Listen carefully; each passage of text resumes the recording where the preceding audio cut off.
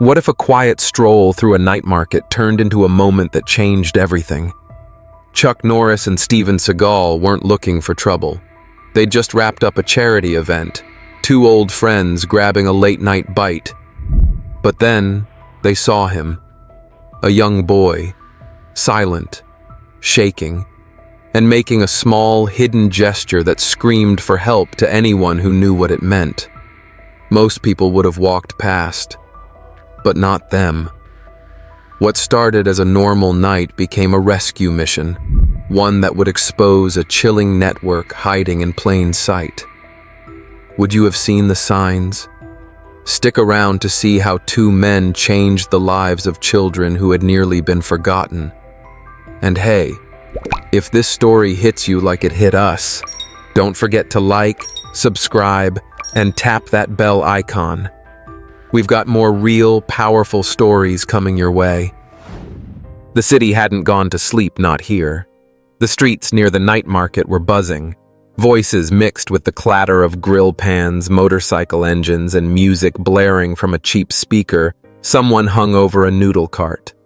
The air carried the scent of charred meat popcorn and something sweet, but a bit burnt. Chuck Norris and Steven Seagal walked side by side, hands in pockets, heads slightly lowered, strolling like two retired men who'd seen it all. Except folks tended to step aside when these two passed. Thinking of grabbing a bite before we head back, Chuck said, eyes shifting toward a meat skewer stand just ahead. Steven gave a nod and pointed at the skewers already spinning over the grill. These don't look bad. Big pieces not too greasy. Looks safe enough. Chuck let out a short, dry chuckle. I still remember when you ate that raw fish head and didn't flinch. Getting old, Steven replied. These days, I only eat what's already stopped breathing. They stood at the edge of the stall waiting while the vendor grilled a fresh batch. They didn't talk much. Didn't need to.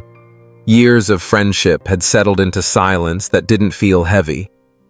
Then Chuck paused just for a second. Not because of smoke in his eye or someone bumping into him. He'd spotted a boy standing at a cart across the way. Couldn't have been more than 12. Skinny, dark-skinned, with oversized clothes hanging loose on his frame. His hands trembled slightly as he held a tray of wrapped food, and his eyes darted too quickly for a kid that age. That boy, Chuck muttered. You see him? Steven followed his gaze. The one selling buns. Yeah. Look a little closer. The kid was stiff movements too cautious. No smile. No calls to passing customers. Just a quiet, alert kind of stillness. His eyes flicked toward the back of the cart, then quickly across the street to a narrow alley shadowed and quiet. Just a glance, sharp and brief. Then he looked back down, lowering his hand beside the cart's surface. He curled his thumb into his palm fingers, folding over it in a slow, quiet motion, forming a closed fist. Chuck froze. He knew that sign, not from movies but from real-world campaigns, the silent distress signal taught to children who couldn't call for help out loud. Steven, he said quietly, that kid just signaled for help. It's legit, the quiet kind. Steven didn't question it. His eyes shifted once more toward the kid. Who's watching him? That guy in the black coat, buzz-cut sunglasses, been standing next to him a while, pretending to be a customer. Steven drew a slow breath. Night glasses. That's already suspicious. No one browses that long without buying something. They didn't approach the boy immediately. Instead, they walked on like nothing had happened, blending into the flow of foot traffic while keeping an eye over their shoulders. From the corner of the next row, Chuck glanced back. The man in the coat had stepped forward, leaned down, said something to the boy. The kid hesitated, shoulders tensing, then quietly stepped from behind the cart. The man nudged him gently toward the alley the boy had glanced at earlier. He's taking him somewhere, Chuck said. Steven flexed a hand inside his coat pocket. "I'm right behind you." And just like that, they turned, slipped through the crowd, and melted into the night where the bright lights of the market couldn't reach. The alley was narrow and damp. The walls were streaked with old rain stains and peeling paint. The smell was different back here, musty and sharp, a mix of garbage mildew and grease that had long since gone bad. Chuck and Steven moved slow, careful, letting their steps fall quiet. They kept just enough distance not to be seen, but close enough to track the man and the boy as they slipped deeper into the maze of alleys. The man suddenly jerked the boy's arm, dragging him forward without a word. The kid stumbled, his feet catching on the uneven pavement, and he fell hard, palms slapping against the cold ground. Chuck stopped for half a second, fists curling. Steven narrowed his eyes. The boy tried to get up on his own, but the man yanked him by the collar instead, hauling him upright like a sack of laundry. "You move when I say move," the man hissed through clenched teeth. "Don't make me tell you again." The kid said nothing. His head dropped, shoulders hunched. But even from where they stood, Chuck could see the boy's chest rising fast, short, tight breaths. Fear had its grip on him. The man turned left through a side gate. A rusted latch creaked as he pushed it open, leading the boy into what looked like an old delivery yard tucked behind buildings. The only light came from a crooked overhead bulb flickering just above a rust-stained drain pipe. Chuck and Steven paused just before the gate, pressing into the wall. Neither spoke, but their silence now carried a weight heavier than before. Chuck raised a hand and stopped Steven beside a wall. They peeked around the corner in silence. Inside that yard were other kids, maybe 5 or 6. Boys and girls sitting on old crates and plastic tubs. None of them made a sound. One sat still like a statue.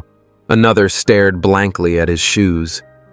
A girl picked at duct tape stuck to her sleeve. The look in their eyes was the same empty hollow, like someone had reached in and taken everything. One boy still wore a torn school uniform. His shoes were mismatched. Steven's jaw tightened. "They've got a full transfer site back here." Chuck nodded slowly. "Look, guard over there leaning on the wall. Earpiece in. Radio on his shoulder. And there's the truck back doors wide open."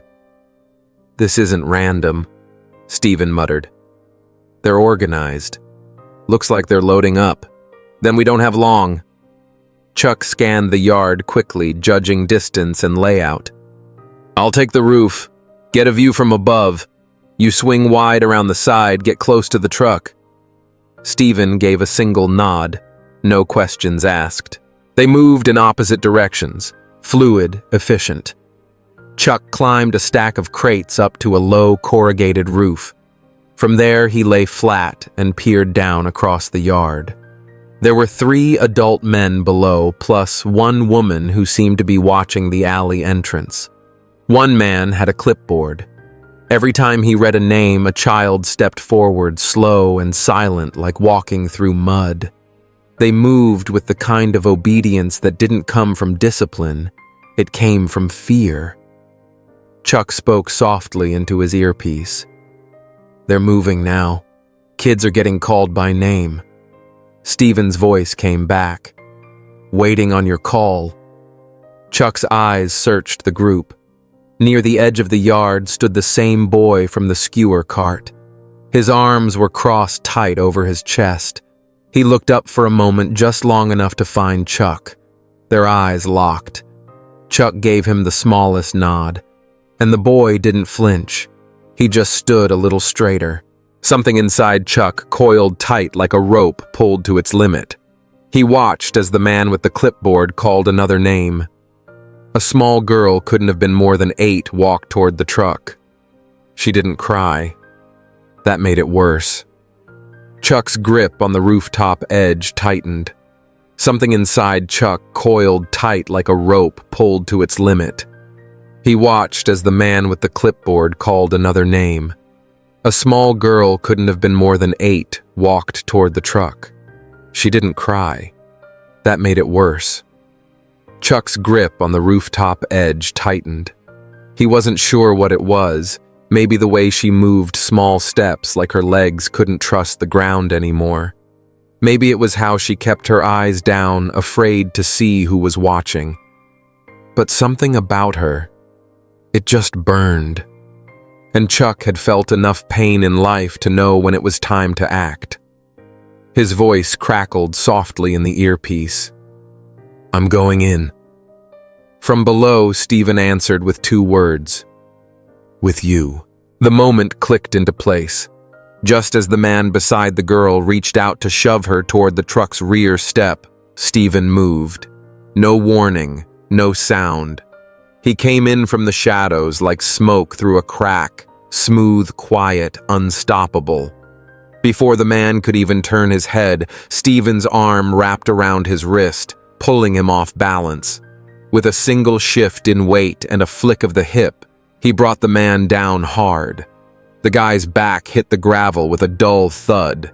His clipboard scattered across the dirt. His breath left him in a groan. The girl froze, eyes wide, confused. "Stay there, sweetheart," Steven said softly, glancing at her without turning his body. "You're okay now." Chuck didn't wait for applause.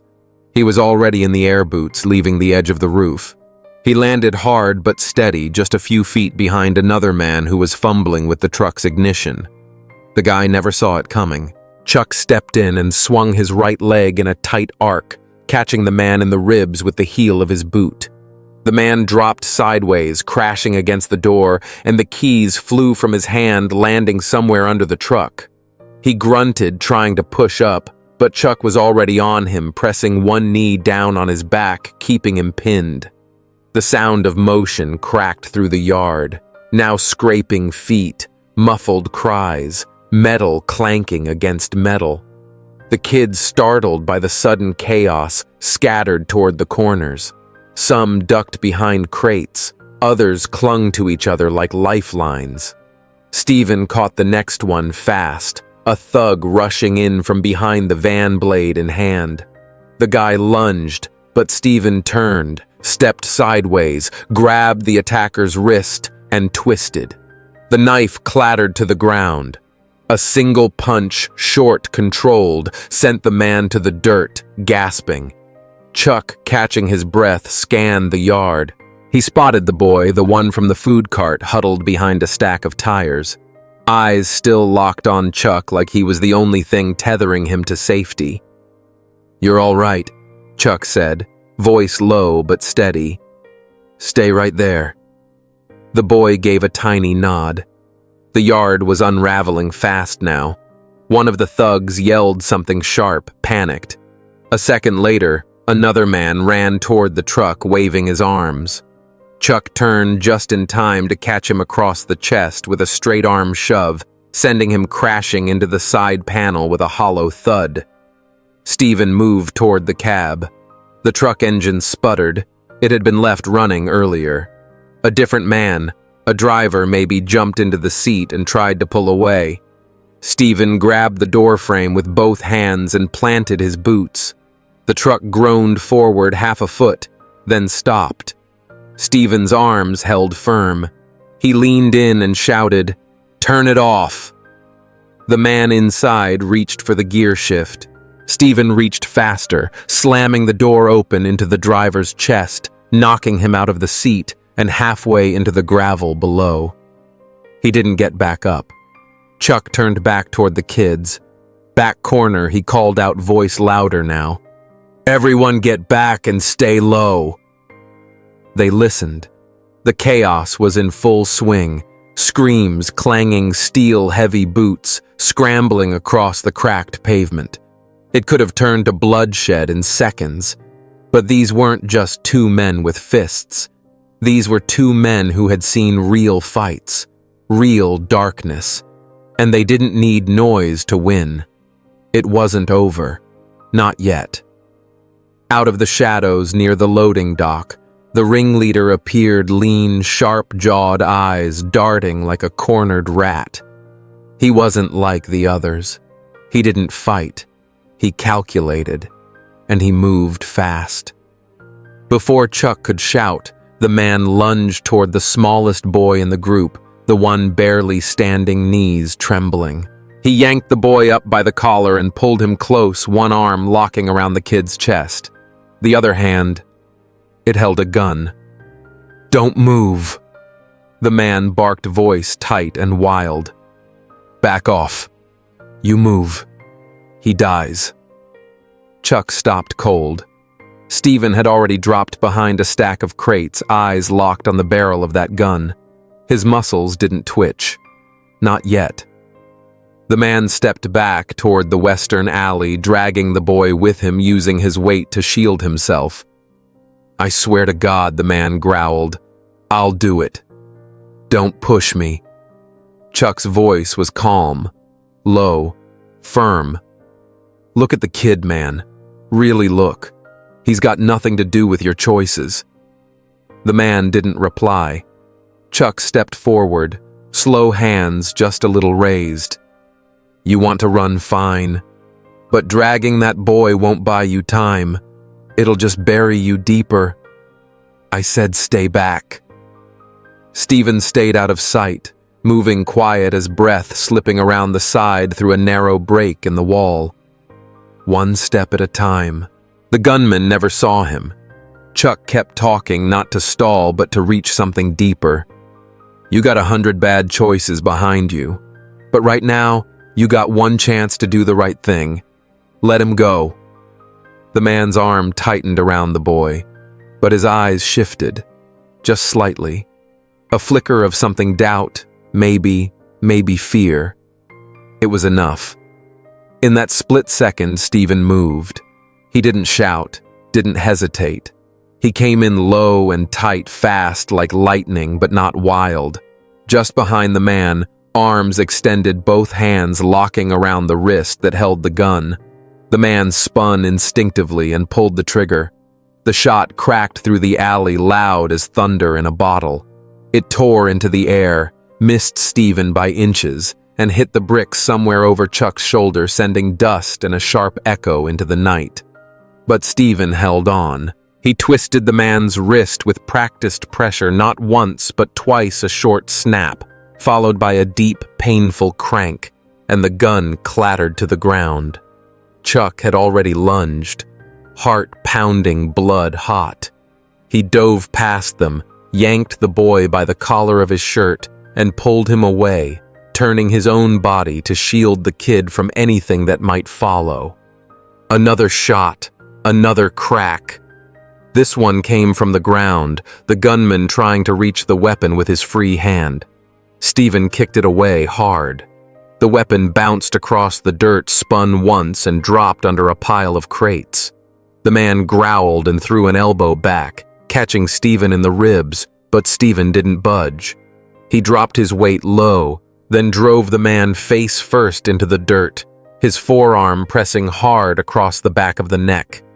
A knee followed straight into the spine, pinning him like a steel rod. The man squirmed, but that was all he had left. Chuck crouched beside the boy, who was trembling like a twig in the wind. His hands clutched Chuck's jacket so tight his knuckles had gone white. "You okay?" Chuck asked, not expecting an answer. The boy nodded, fast and sharp eyes still locked on the man who'd nearly taken his life. Behind them, Steven leaned down and said in a voice like gravel, "No more running." The man didn't give up easy. Even with his face shoved halfway into the dirt, he thrashed under Steven's knee like a wild hog caught in wire. He spit, cursed, kicked blindly, dragging up every bit of venom he had left. "Get the hell off me, you bastard!" he roared, voice cracking with fury. "You think you're gonna stop this? You don't know a damn thing. This don't end here." Steven didn't flinch. He just pressed down harder, grinding the man's shoulder into the ground until the air sputtered out of him in a wheeze. Chuck kept the boy tucked close behind him, but his eyes were fixed on the man watching, measuring. This wasn't just desperation. It was rage from a man who thought he'd never be caught. The kind of rage that only shows when the cage door finally slams shut. The man kept cursing, voice raw, now spitting gravel and hate. "You don't know who I work for. You're dead men, both of you. This ain't over. You hear me?" Steven leaned in, voice flat, deadly quiet. "It's over for you." He twisted the guy's arm a little further, not enough to break it, but just enough to take the fight out of it. The man let out a sharp grunt and finally stilled, breath ragged, arms limp. Chuck looked down at him, expression hard, but calm. "Maybe next time pick on someone your own size." The man didn't respond. He just lay there, face slick with sweat and dirt, chest heaving like a kicked dog. The sirens were closer now, echoing down the alley like a promise. Chuck exhaled and let his shoulders drop. The boy behind him had finally loosened his grip on Chuck's jacket, but he was still close, like his legs didn't trust the ground yet. The gunshot earlier had already pulled half the block out of their windows. Lights flicked on across rooftops, shadows moving behind curtains. People knew something had gone wrong tonight, and maybe that was finally the beginning of something going right. Chuck turned to the kids who had all gathered by the gate, some crouched, some standing. They were watching, silent but alert. Chuck looked down at the boy still holding on to his coat. "You did good, kid." The boy just nodded, eyes wide, lips pressed tight to keep them from trembling. From behind them, distant sirens started to rise. Someone, maybe a vendor, maybe a local, must have called. Help was on the way now, but the hard part, it was already done. Steven stood brushing gravel from his knee. "You all right?" he asked Chuck. Chuck exhaled slowly. "I'm fine." He looked around one last time, the truck, the open gates, the kids staring like they didn't believe what just happened. Then he looked at Steven and said, "Let's get them safe." Steven nodded without a word. He didn't need to say anything. The decision had already been made. Chuck stepped toward the kids, slowly, careful not to crowd them. Some were standing, others still crouched behind crates and piles of old boxes, unsure if it was really over. The girl from earlier, the one who didn't cry, stood near the truck's back wheel, frozen in place. The little boy who had made the SOS signal hadn't moved either. He just stared at Chuck like he was still waiting for the worst to come back. "You're okay now," Chuck said quietly, more a statement than comfort. One of the kids started to sob softly, not loud, not wild, just a quiet release like a pot finally letting off steam after too long on the fire. Another kid walked toward Steven and wrapped his arms around his leg, small hands clinging to the fabric of his jeans. Steven looked down, surprised. The kid didn't say anything, didn't even look up. He just held on. Chuck turned toward the alley entrance. Sirens were getting louder now, closer. Red and blue lights began bouncing off the surrounding walls, flashing over the kids' faces and the rusted truck. Tires screeched, doors slammed. Then came the voices, sharp, direct, authority in every syllable. "Police. Step aside." Chuck raised a hand and took a step forward. "We've got injured men and kids here. Unarmed now, but you'll want to cuff them before they find their guts again." The first two officers who came through the gate stopped mid-stride when they saw who they were looking at. One squinted. You're Chuck Norris." Steven raised a brow. "Is that relevant?" Chuck just shook his head. "They're the ones you need to look at," he said, pointing at the men on the ground, some still moaning, others out cold. Paramedics started flooding in. A female officer gently ushered the kids together, kneeling down to their level, speaking in a voice that was softer than the sirens had been. She wrapped emergency blankets over their shoulders. The kids didn't resist. Some of them looked ready to collapse. A few had already.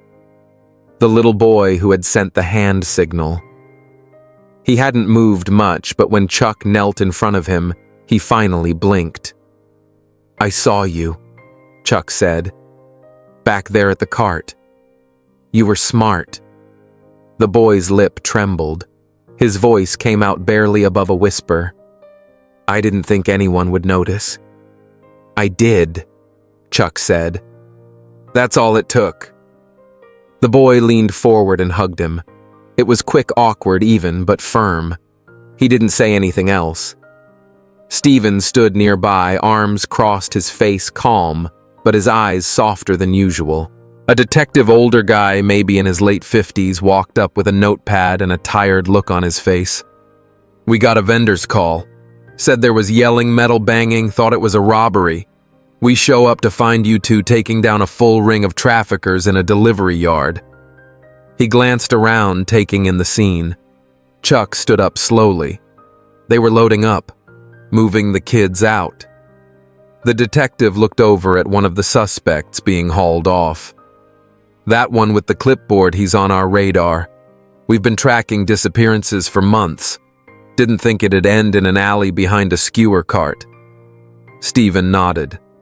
"Most people don't." One of the younger officers stepped over with a clipboard, asking Chuck for a statement. Chuck kept it short, factual. He didn't add drama. He didn't need to. The facts were enough. By the time the sun had begun its slow climb, most of the mess was under control. Kids were being loaded into 2 large vans from Child Protective Services. Blankets, snacks, soft words. Some were asleep before the vans even rolled out. The little boy, the one who'd started it all, sat on the back bumper of an ambulance with a medic tending to a scrape on his elbow. He looked calmer now, but not whole. Not yet. Chuck approached and sat beside him. "They got a place for you," he said gently. "Somewhere safe." The boy looked up. "Do you think they'll send me back? Back where?" "To the people who said I owed them." Chuck's jaw set tight. "No, they won't."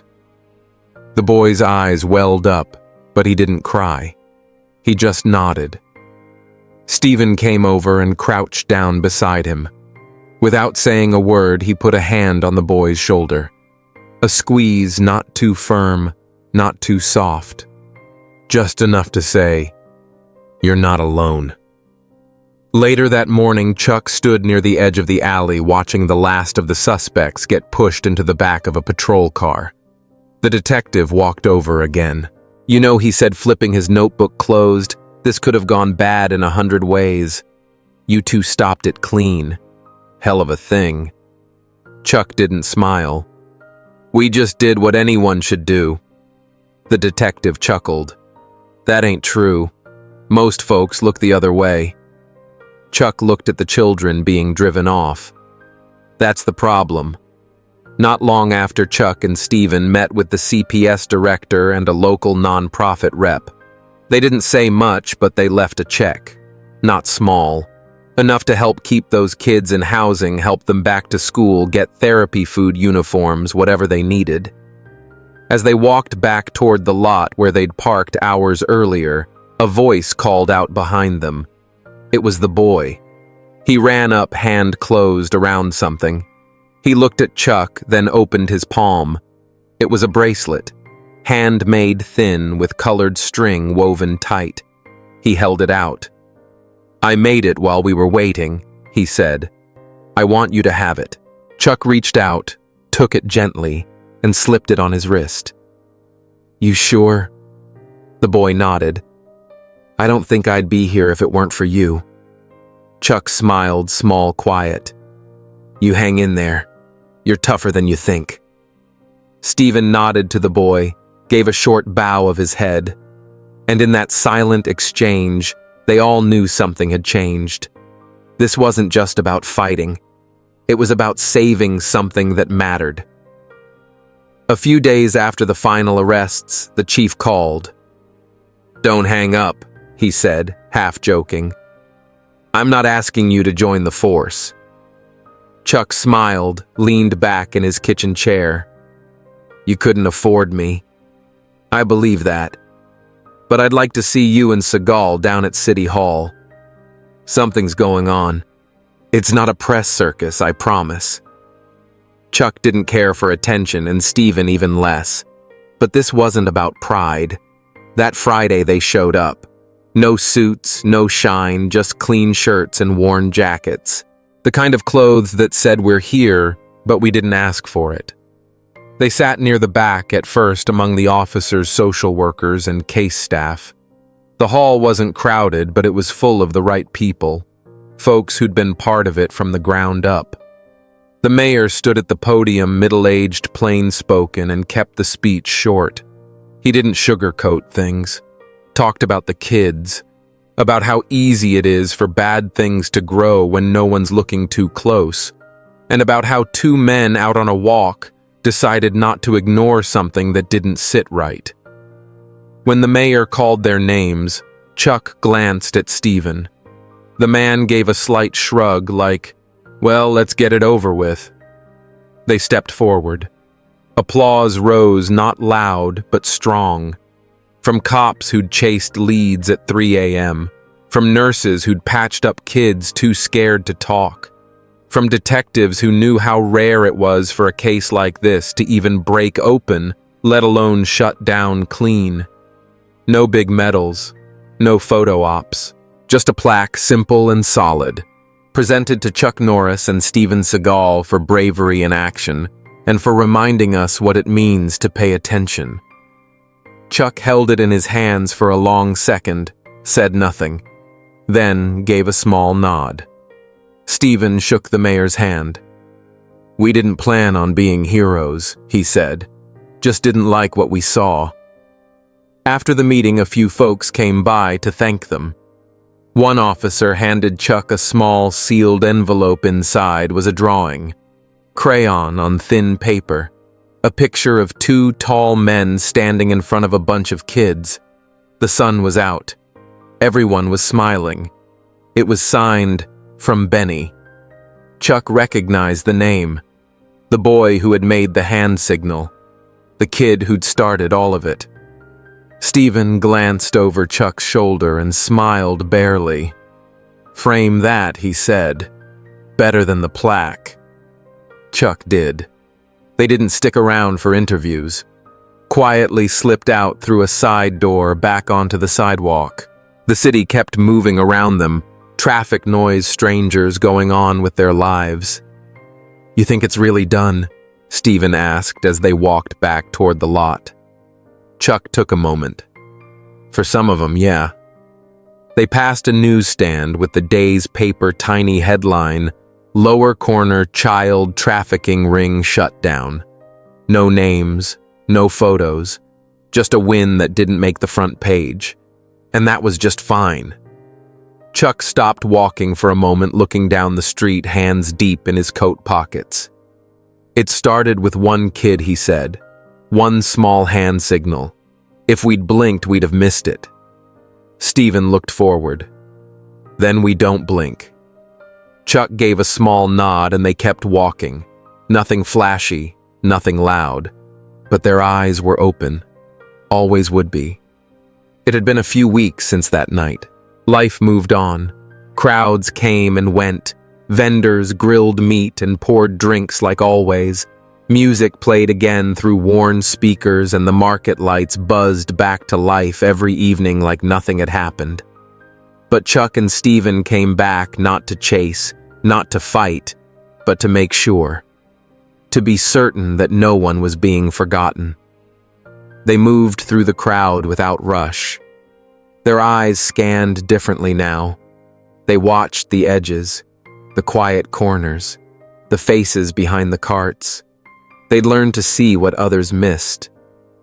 Halfway down the main row, they spotted him. The boy. He was with a young woman from social services, kind, sturdy, patient eyes. The boy looked better. Not completely changed, but brighter. More solid. His clothes fit.